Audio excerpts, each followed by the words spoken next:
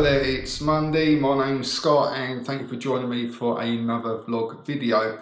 Now, I know in the last vlog I did say I was going to get the recording setup video completed in time for this vlog. Unfortunately, I've run out of time again.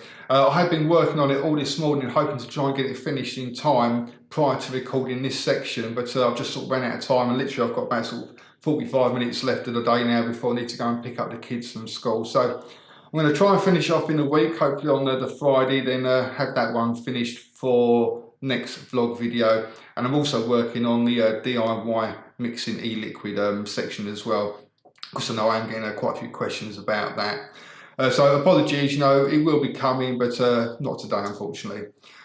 Okay, so what have I been up to this week? Well, as usual, not a lot, to be quite honest. One vaguely exciting thing was I had my first attempt at using a hoverboard. Now, my wife is Indian, and for those who aren't aware, the Indians are very much education orientated. It's education, education, education. Pretty much the exact opposite to me when I was growing up, basically. And my daughter, my eldest daughter Mia, she's going to be 11 on Boxing Day, so just next month basically. But from the age of 9, my wife has as well as always a regular schoolwork, my wife has also been forcing her really to do lots of extra tuition. So like 3 evenings a week for the last almost 2 years now. She's been doing advanced maths tuition, advanced English, etc., etc. And this is all because my wife wants her to, well, and I as well, of course, but more my wife really wants her to go into the best schools that we can possibly get her into, and she needs to basically get a really good score in her 11 plus, which is like an exam you take to determine if you want to go into like grammar schools and things like that.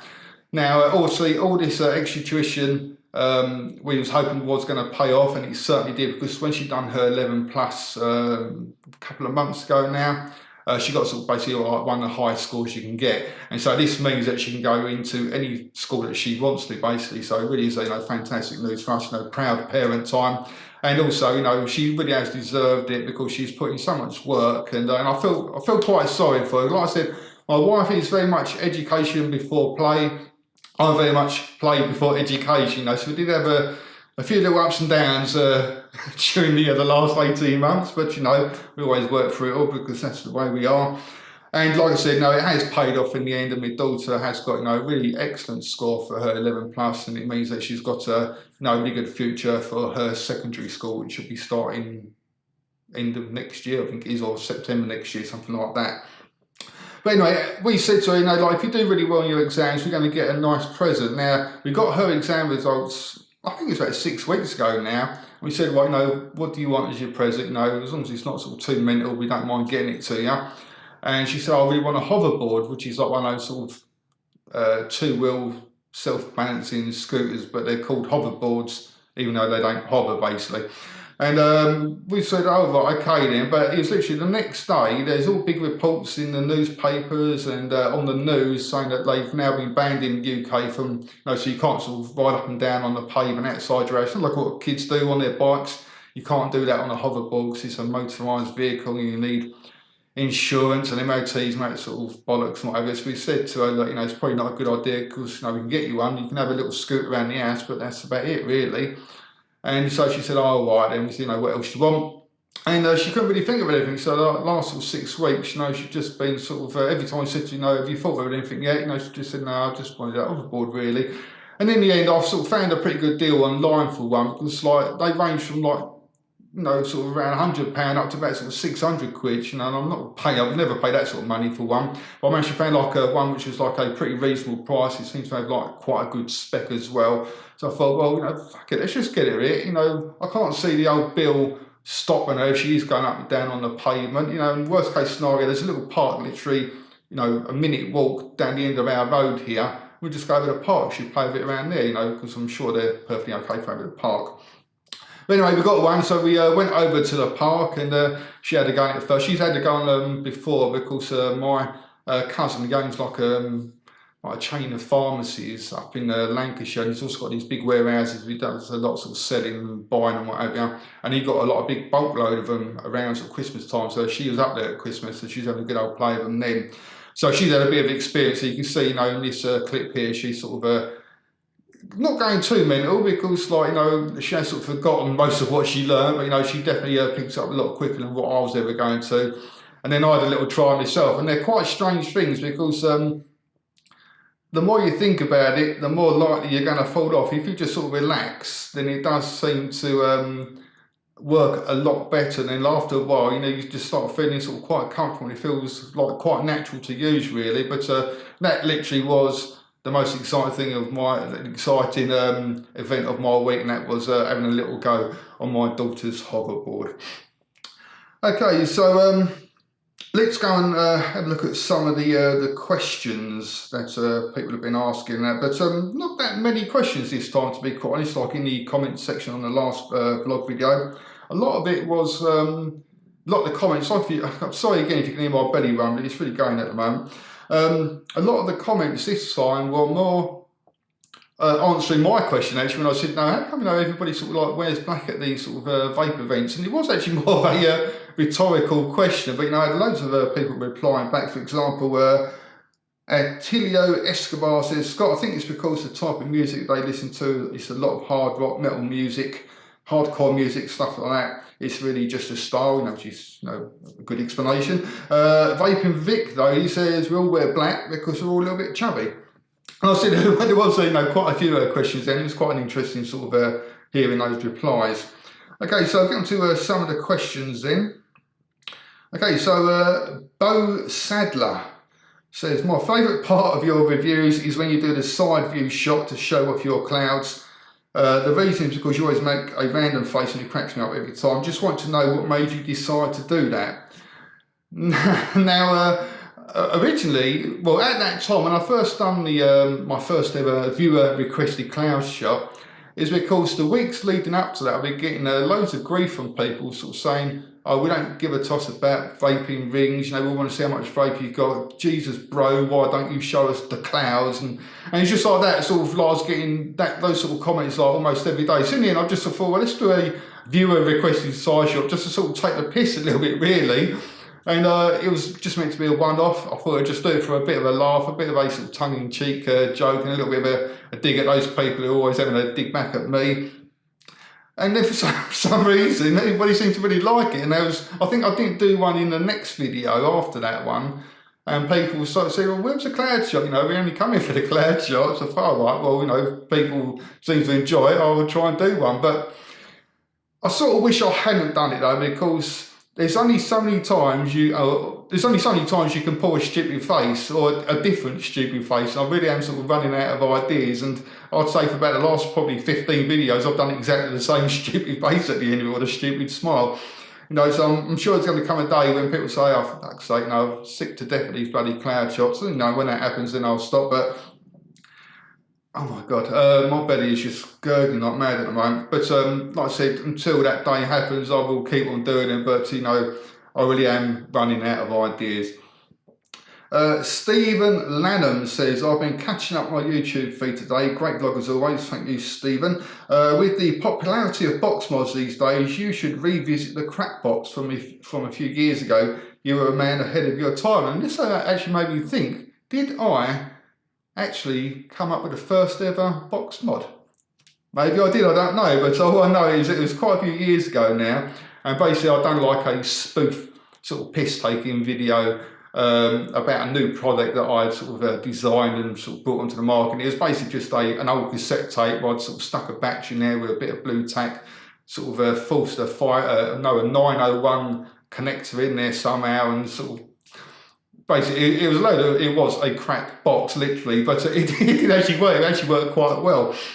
And I will leave a link to that video down in the description box. But I can't actually remember many box mods, if any box mods, been around at that time. And in theory, it was a box mod. So maybe I was the first person to actually come up with box mods. And everyone else has just copied me ever since. But, obviously I'm joking about that, of course. But yeah, it was a funny old time. And thinking about it, there wasn't many things like that around back in those days. Grant Coburn says, have you had any cheats or cheeky cigarettes while you have vaped? Let me start again. Grant Coburn says, have you had any cheats or cheeky cigarettes while you have been vaping, and how do you avoid the craving? And I can honestly say that ever since the day that I switched over from vaping to tobacco, I've not had one single cigarette ever since. Now, I've had plenty of times where I've had a craving, you know, like I still get those now. Unfortunately, my wife don't smoke still, so there's always cigarettes in the house. If I wanted to, I could go and have a fag now, unless she actually probably wouldn't, because she's taken them to work with her. But, you know, in theory, I could, you know, wait for her to come home and have a cigarette quite easily. So there is cigarettes around me, and quite often, you know, like she always goes outside for a fag, but, you know, you can smell it sometimes, you know, if you go open the door to sort of speak to or something like that, you know, and you get that smell. And it's weird, with cigarette smells, sometimes you can smell it and it makes you really, really crave one, because you think, oh, that smells beautiful. Other times you smell it, you think, oh, that smells absolutely rank. It's quite strange, but no, I've not had a single cigarette, despite sort of having temptations sort of around me. And the way that I deal with it, if I ever do get a craving, I'll just pick up me one of these and start vaping, and literally with after sort of a couple of drags, that craving's completely out the window, you know. So for me, switching from tobacco to vaping, you need to have a little bit of willpower and a little bit of sort of be a little bit sort of strong in the mind to say, no, I'm not going to go for a cigarette when I get that craving. I'm just going to pick this up instead. And if you do pick it up instead and have a few takes on it, I guarantee you that craving just goes completely. I'm not getting a craving now, by the way. I'm just sort of vaping because I've got it in my hand. Okay, so DJK Ross. Just a quick question, what do you prefer, sub-tanks or candle bills? I've been vaping for around 1.5 years now. My tank was an Aspire Nautilus Mini with the cock-shaped steel shield, and I've never tried the sub-tank. Goes on to other bits and pieces there, but that's the main sort of crutch of that question. And if I had a gun held to my head and said, right, you know, you've got a choice, you can either have this sub-tank or you can have this candle built Atty, I probably would go with a sub-tank just because they're so easy to use. I'm a big fan of the sub-tanks. There's loads available these days. I'd say the one I use the most is probably going to be the Kanga sub-tank. I've got the Aqua one here as well. That's another really, really nice vape. And but I do tend to always have both on the go. I've always got a, I did have it here a second ago, which I must have taken it back inside, but you know, I normally always have like a candle build atomizer, something like the Aromamizer, however you pronounce, you know, I've been vaping that hell of a lot ever since I got it. And I normally have something like that on the go, as well as the sub-tank, as well as whatever sort of atomizer I may be reviewing at that time as well, you know. So for me, you know, if I haven't got a gun to my head, I'm going to say both. I love them both equally. I like my candle builds because you can experiment a little bit more. But I also love me sub-tanks just because they're so easy to use and they perform, in my opinion, just as good as any candle atomizer on the market. I know plenty of people will disagree and say, oh, you're not getting a flavour and all this sort of stuff. I totally disagree. I think the most, well, if not all the sub-tanks that I've tried anyway, have been fantastic for flavour, fantastic for vapour, nice throat hit. Everything about it, you know, is fantastic. Just very easy to use as well, which is probably for me one of the biggest reasons why I like to sort of try and promote them to people, and hell of a lot cheaper as well. Okay, and the last one is Oswald Collado, who says, do you find yourself going through more juice for these mods and Atties? Also, I think you guys as reviewers should let vape shops know that the cloud comp contest should be stopped. It doesn't look good. So that's sort of almost, well, let's go for the first part there. Do you find yourself going through more juice with these sort of mods and Atties? Well, ever since I started doing the lunging house and using the like the sub tanks and things like that, without a doubt, I go through probably 5 times the amount of e-liquid now, and that's why it's really good to sort of make your own juice, because it's so much more cost effective when you are going through, like, you know, 20 odd mil a day or something stupid like that. So yeah, I definitely go through a lot more e-liquid since using like sub tanks and things like that. He says, also, I think you guys as reviewers should let vape shops know that the cloud comp contest should be stopped. It doesn't look good. Now, I've got to be honest, mate, if I went into into a vape shop and said, I'm a reviewer, my name's Scott, you need to stop these clout contests. They'll tell me to fuck off and sling me good. No, we haven't got any clout. Like maybe other people have. I just certainly don't feel like I've got any clout or even any right to go into a vape shop and say you can't be doing this or you can't be doing that. I sort of agree that if you're having a shop with clout competitions going off inside the shop, I don't think it's a particularly good image for the public walking past looking in. Now, that's just my own personal opinion. I don't think there's anything wrong with clout competitions, by the way. If you want to do clout competitions, I'm a firm believer that everybody has a right to do whatever they want. You know, and if you enjoy doing something, that's perfectly fine. And, you know, for people who don't sort of agree with it, you know, you just need to sort of keep your opinions to yourself and not worry about it. You know, live and let live, basically.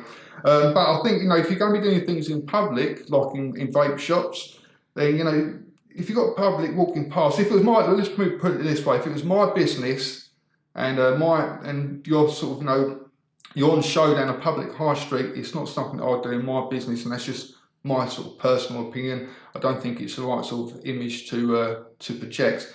Having said that though, if it's behind closed doors in a vape shop, no problems whatsoever, knock yourself out. But like I said, I don't feel like I've got any clout whatsoever. Personally, I don't think any reviewer's got any clout, especially not to be able to go into a vape shop and tell them what they can and can't do. You know, at the end of the day, that's all going to come down to the business owner, basically.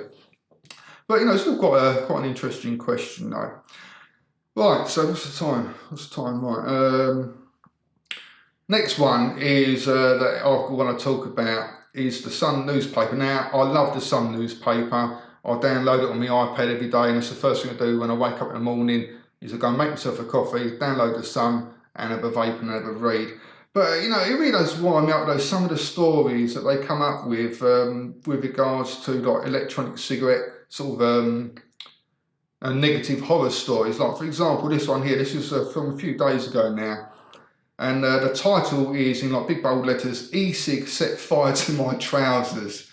And then it goes on to say, a man suffered horrifying burns after an e-cigarette battery blew up in his jeans pocket.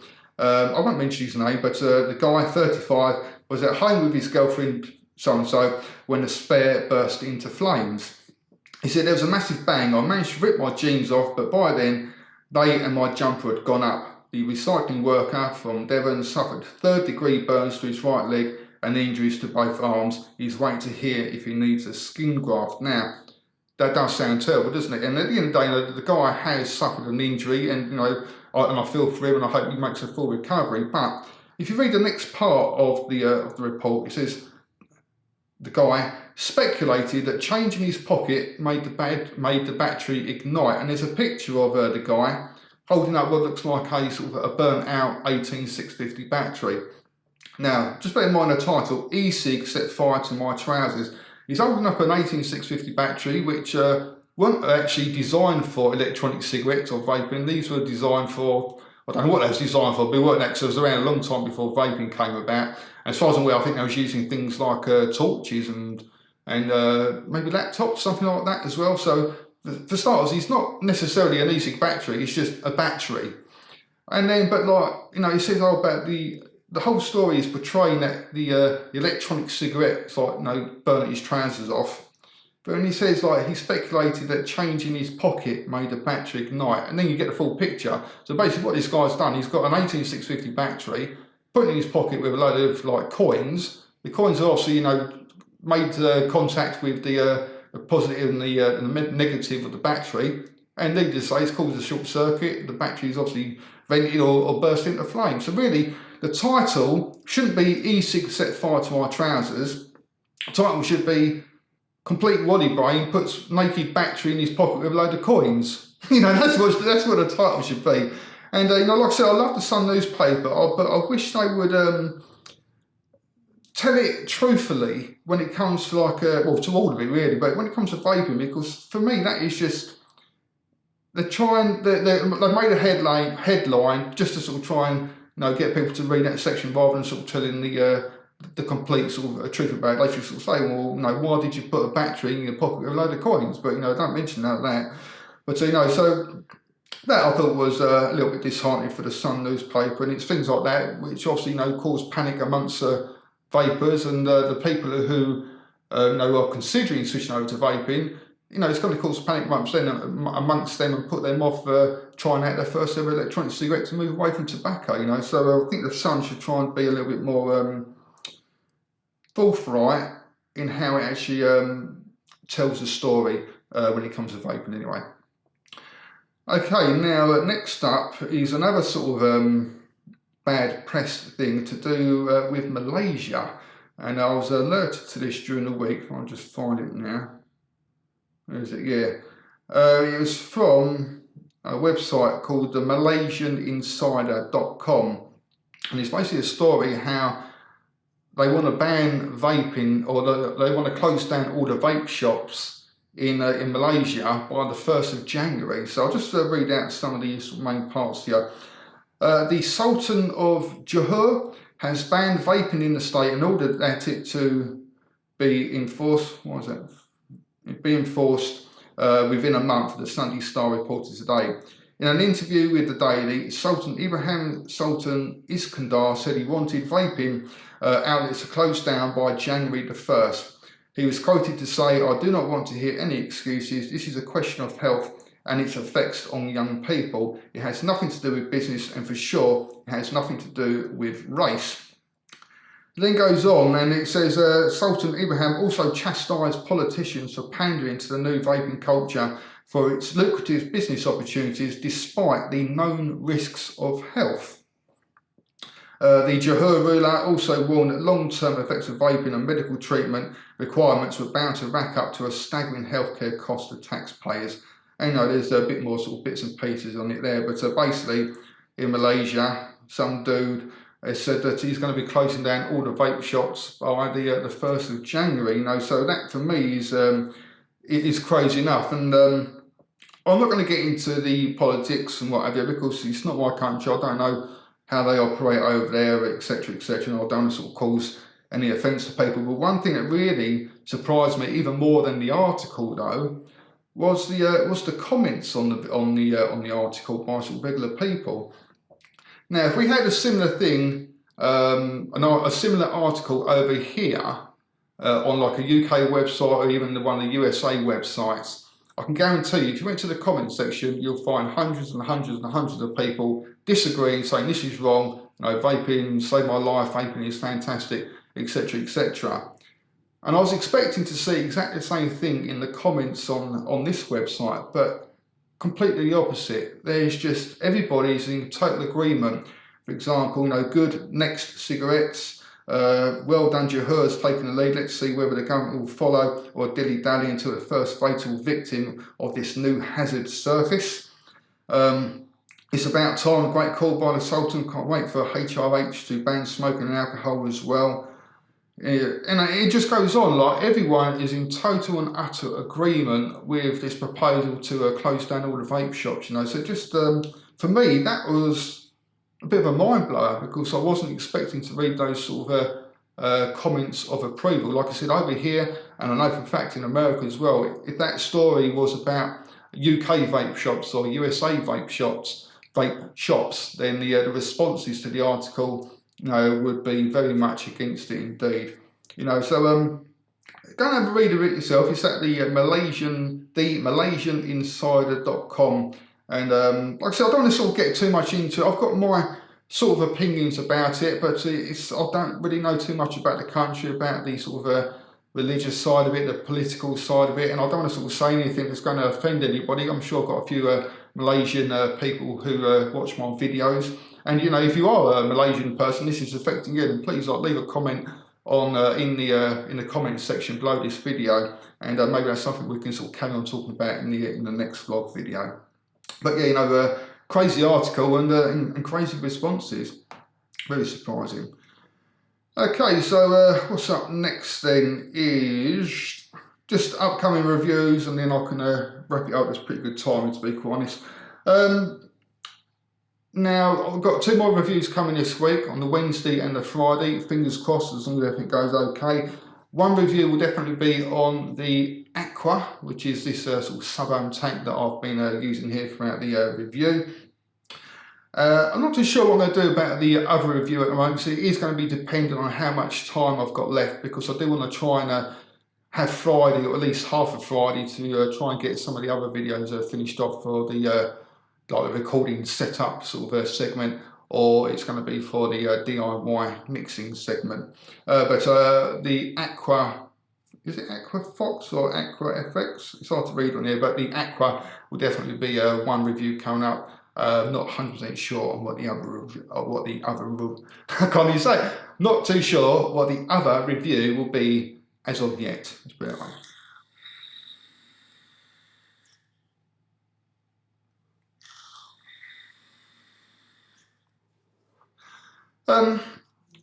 Okay guys, I think I'm going to leave it there because like I said, I've got to go in about, well, probably about sort of 5 or 10 minutes now, pick up the kids, and I've got to come back and get all the editing done and try and get it uploaded. I always try and sort of release my videos around sort of 9 o'clock. It's been a little bit later last couple of times because I've just sort of basically run over. But I want to try and get it so it's finished for 9 o'clock this evening, UK time. Okay guys, so thank you very much for watching. If you do have any questions or comments or suggestions, then please leave them in the comments section underneath the YouTube video here. Have a fantastic week, and I'll see you next time.